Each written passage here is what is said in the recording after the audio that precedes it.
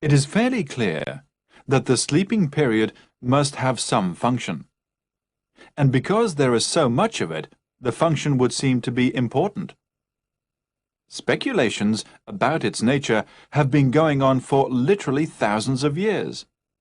And one odd finding that makes the problem puzzling is that it looks very much as if sleeping is not simply a matter of giving the body a rest.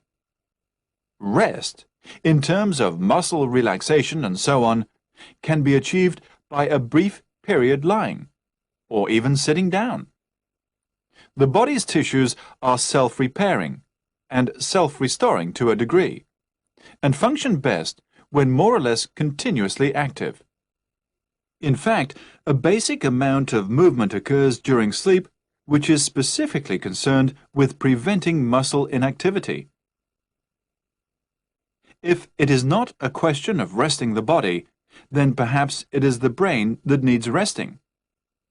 This might be a plausible hypothesis, were it not for two factors.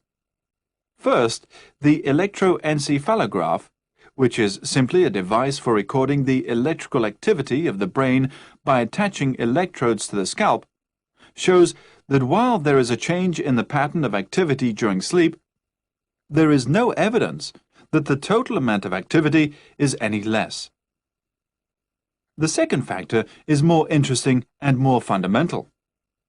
Some years ago, an American psychiatrist named William Dement published experiments dealing with the recording of eye movements during sleep.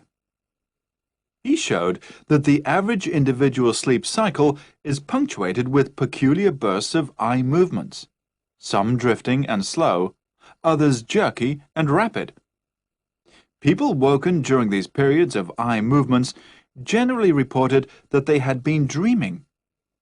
When woken at other times, they reported no dreams.